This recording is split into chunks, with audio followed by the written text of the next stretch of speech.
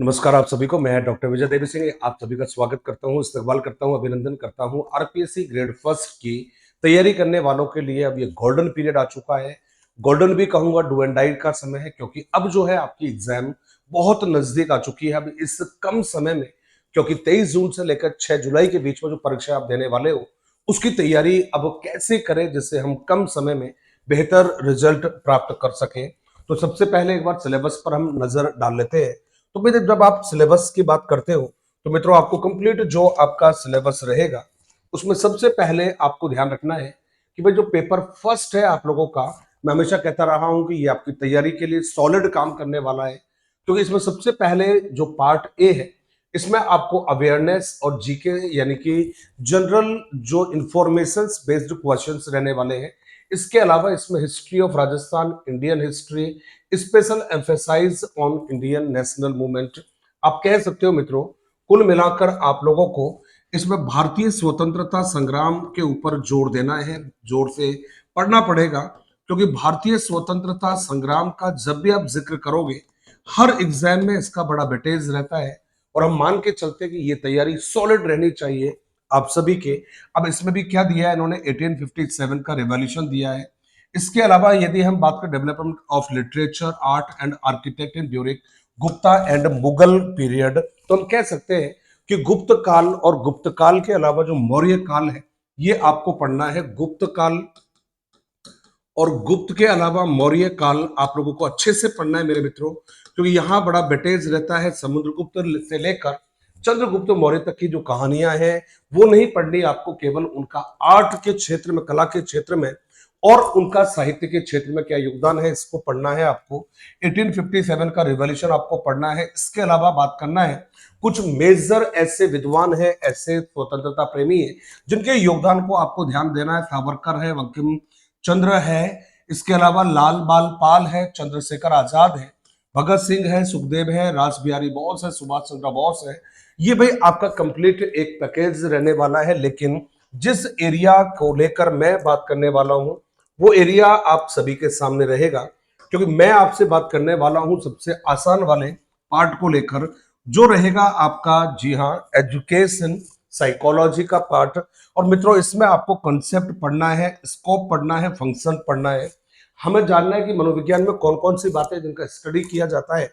इसमें हमें पढ़ना है मित्रों की जो मनोविज्ञान है उसका योगदान क्या रहेगा। इसमें हमें पढ़ना है फिजिकल, कॉग्निटिव और इमोशनल सोशल डेवलपमेंट। यहाँ पर मोरल जो डेवलपमेंट है ये आपको स्पेशली बहुत जोरदार तरीके से पढ़ना है, क्योंकि ये रहेगा लॉरेंस कोहलवर्ग वाला। और लॉरेंस कोहल वर्ग का जो दबदबा है वो हमेशा आपकी एग्जामों में बना रहता है। इसके अलावा यदि बात करते हैं मित्रों हम यहाँ पर कॉग्निटिव का, तो आप सभी को मालूम है जीन पियाजे एक बड़ा नाम है जिसके क्वेश्चंस आपको हमेशा आपको परीक्षाओं में देखते हैं या देखने को मिलते रहेंगे। इमोशनल इसलिए महत्वपूर्ण हो जाता है क्योंकि इसके बारे में स्टेटमेंट पूछे जाते हैं, डेफिनेशंस जो है वो आपसे पूछी जाती रही है। इसके बाद में हम करते हैं adolescence learner and implications for teaching learning. अब ये क्या पूछेगा आपसे मित्रों कि जो किशोर अधिगम करता है हम उसको कैसे सिखाएं, ये आपको बहुत ब्रीफली जानना है। इसके बाद में बिहेवियरल हो जाएगा, कॉग्निटिव हो जाएगा, कंस्ट्रक्टिविस्ट हो जाएगा, principles of learning and it's implication for senior secondary studies. इसका मतलब हुआ मेरे मित्रों, आपको डायरेक्टली हम बात कर लेते हैं। आपको वॉटसन को पढ़ना है, वॉटसन के अलावा आपको जीन पियाजे को पढ़ना है मित्रों, और जीन पियाजे के अलावा आपको बाइगोत्स्की को पढ़ना है, क्योंकि यही तीन मेजर वो आपके संप्रदाय है जिनका दबदबा यहाँ पर रहने वाला है। इसके अलावा यदि बात करते हैं मित्रों मेंटल हेल्थ के बारे में और एडजस्टमेंट एंड एडजस्टमेंट टेक्निक्स के बारे में, तो मित्रों यहाँ पर आपको समायोजन पढ़ना है। समायोजन के साथ में आपको पढ़ना है उसकी विधियों को पढ़ना है। तो हमने आंसर क्या दिया है, समायोजन एवं जो इसकी विधियां होती है इनका आपको अध्ययन करना है, समायोजन एवं इसकी विधियों के बारे में। और इसी में मित्रों आपको ध्यान रखना है, समायोजन हो गया है, विधियां हो गया है। इसके अलावा यदि आपको ध्यान रखना है तो मानसिक जो स्वास्थ्य है, ये मानसिक स्वास्थ्य की कहानी को आपको समझना होगा। और देखिएगा इसके बाद में यदि हम बात करते हैं मित्रों तो लास्ट जो जवाब है आपका, ये कह रहा है भाई इमोशनल इंटेलिजेंस। ध्यान रखिएगा, ये जो संवेगात्मक बुद्धि का कॉन्सेप्ट है, ये हमेशा ही महत्वपूर्ण रहा है, लेकिन इतना जरूर ध्यान रखिएगा, संवेगात्मक बुद्धि के साथ साथ आपको जो बुद्धि है उसको भी पढ़ना जरूरी है। और बुद्धि में भी आपको स्पेशली इसके जो सिद्धांत है ये पढ़ना होगा। क्या कह रहा है अल्फ्रेड विने, क्या कह रहा है स्पीयरमैन, क्या कह रहा है गिलफोर्ड, क्या कह रहा है थर्स्टन, क्या कह रहा है थॉर्नडाइक, क्या कह रहा है, जी हाँ, वर्ट और वर्नन क्या कह रहा है, ये तमाम जो चीजें, कैटल क्या कह रहा है, ये तमाम जो सिद्धांत है ये आपको पढ़ने होंगे। उसके बाद में मित्रों आपको दे रखा है एजुकेशनल मैनेजमेंट। इसमें हमें पढ़ना है कि भाई एजुकेशनल मैनेजमेंट का मतलब इस विद्यालय प्रबंधन जो है, यह शैक्षिक प्रबंधन का कॉन्सेप्ट, अवधारणा क्या कहती है, इसके फंक्शंस क्या कहते हैं, प्रिंसिपल बहुत इंपॉर्टेंट पार्ट रहेगा। ये आपको ध्यान रखना है कि भाई केंद्रीकरण क्या है, विकेंद्रीकरण क्या है, उत्तरदायित्व क्या है, मोटिवेशन क्या है, संगठन क्या है, समन्वय क्या है, ये चीजें आपको जाननी होगी। टोटल क्वालिटी मैनेजमेंट किसे कहते हैं, इस कॉन्सेप्ट के साथ साथ कौन जुड़े हुए हैं, फिलिप जोरान क्या रहेगा, क्रॉसबी क्या रहेगा, फेजेनबॉम क्या रहेगा, आर्नमंड क्या रहेगा, या फिर आपको ध्यान रखना डेमिंग कौन रहेगा, ये चीजें आपको यहां पर समझनी होगी। इसके अलावा एजुकेशनल सुपरविजन एंड इंस्ट्रक्शन या इंस्पेक्शन ये आपको देखना है। इसके अलावा इंस्टीट्यूशनल प्लानिंग, संस्थागत नियोजन किसे कहते हैं, कैसे किया जाता है, क्यों किया जाता है। इसके अलावा लीडरशिप की स्टाइल्स को लेकर हम बात करेंगे कि नेतृत्व की कौन कौन सी शैलियां होती है इन एजुकेशन मैनेजमेंट। इसके बाद में मित्रों आपको ध्यान रखना है एजुकेशन सिनेरियो इन राजस्थान। अब इसमें हमें क्या करना है मित्रों, याद रखिएगा, प्राइमरी और सेकेंडरी लेवल की जो कुछ संस्थाएं हैं उनको आपको ध्यान में रखना है। एससीईआरटी ध्यान रखिएगा, इसके बिना कोई एग्जाम होती नहीं है। इसका क्वेश्चन 100% एग्जाम में आता है। बीएससीआर का रेयरली आता है, आईएससी इंपोर्टेंट है, एग्जाम में प्रश्न देकर जाता है। Board of senior secondary education Rajasthan education, जी हाँ, state council of educational research and training, ये रहेगा आपका institute of advance studies in education. DIET बड़ा महत्वपूर्ण टॉपिक है आपके लिए, क्योंकि यहां से क्वेश्चंस मिलते रहे। District institute of education and training, Rajasthan state open school, Rajasthan text book board, भाई टेक्स्ट बुक बोर्ड वाला इंपॉर्टेंट मामला, एग्जाम में प्रश्न आता है। State initiative for quality education Diksha rise, महत्वपूर्ण है, एक प्रश्न पक्का मिलने वाला है। स्माइल बड़ा महत्वपूर्ण प्रश्न है, यहां से प्रश्न मिलता है आपको। समग्र शिक्षा अभियान से आपको एक प्रश्न मिलेगा। इसके अलावा जो आरटीई 2009 है, मिनिमम 2 क्वेश्चंस यहां से मिलने वाले हैं। इसका मतलब हुआ कि बड़ा स्कोरिंग पार्ट रहेगा।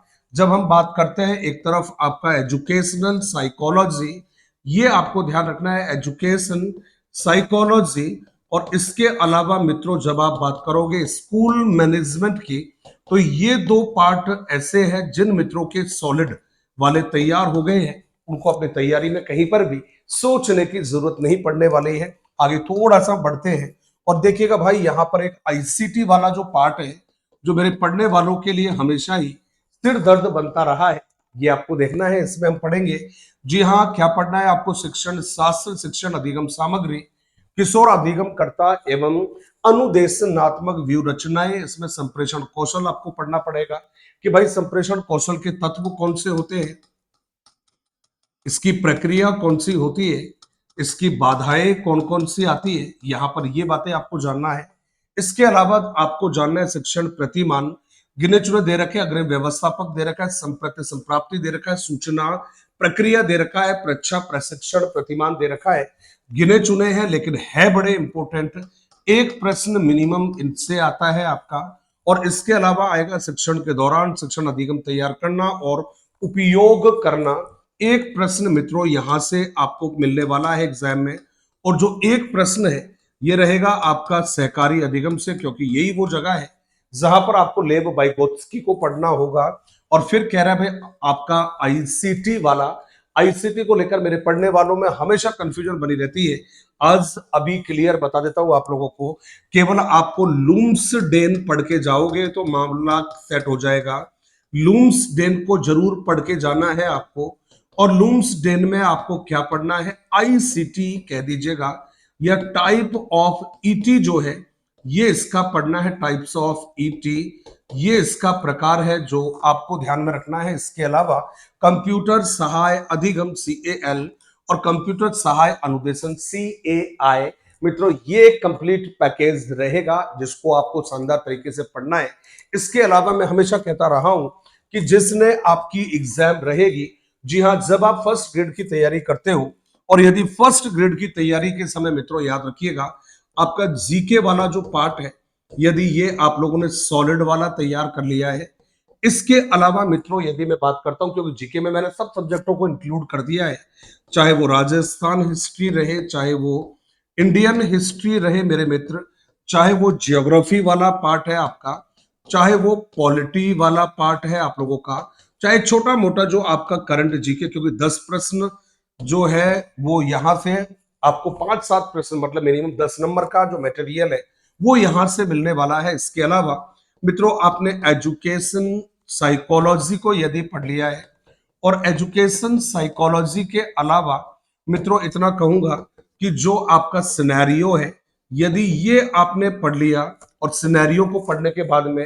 केवल मैं कहूंगा कि आपका मेंटल एबिलिटी, यदि ये आप लोगों ने ढंग से पढ़ लिया, क्योंकि अब ज्यादा समय नहीं है आपके ग्रेड फर्स्ट में बहुत ज्यादा समय देने के लिए, तो इन पार्ट्स को आप जोरदार तरीके से पढ़िएगा। इन पार्ट्स में कहीं पर भी कोई दिक्कत आती है, स्पेशली ये वाला जो पार्ट रहेगा, इसमें कहीं पर भी कोई इश्यू आता है आप मुझे मैसेज करिएगा वीडियो के ऊपर, वही टॉपिक उसी पर मैं आपके लिए क्लास लेकर आऊंगा। तब तक के लिए आप पढ़ते रहिएगा, बिंदास रहिएगा, मस्त रहिएगा। धन्यवाद। जय हिंद, जय भारत।